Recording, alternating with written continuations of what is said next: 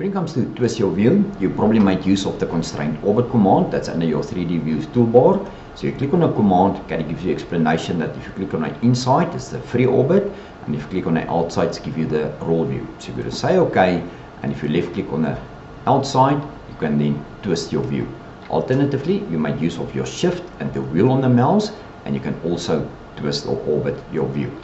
Now the new enhancement in Caddie 29 is that I would like to set my new view at an angle perpendicular to this wall.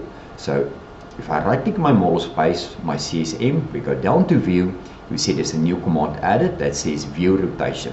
So I'm going to make use from set from 2 points because I don't know what's the angle of that wall. So I'm going to say set from 2 points. Caddie will ask me first point. So I'm going to zoom in, indicate the first point, indicate my second point, and as you can see now, Caddie twist my view perpendicular to those 2 points. So now if I would like to work on this side, say for instance your construction lines, etc., because your UCS is still set to normal, as you can go to manage, you go to UCS, you're going to ask Caddie to set your UCS from current view. So if I now make use of, say for instance, construction lines, say horizontal, then I can place my construction lines.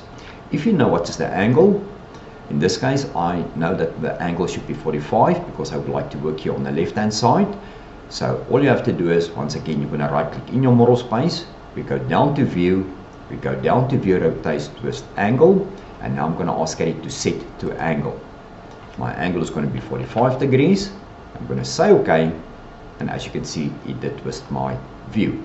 Now I showed you that you can set it your UCS by using the manage, but you can also double left click on the UCS icon, M for more, and you will also find the command here that says set UCS from current view.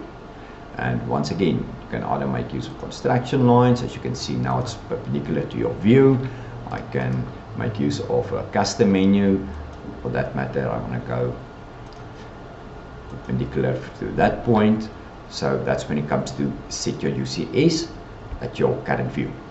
If you're familiar with rendering, sometimes you find that when you orbit or rotate your 3D model, just before you're going to hit render, it looks a bit skewed. So if you right click inside, once again your model space, we go down to view, go down to view rotation twist angle, you will see that there's an option that says reset to 0, and have a look and see what happens to the model.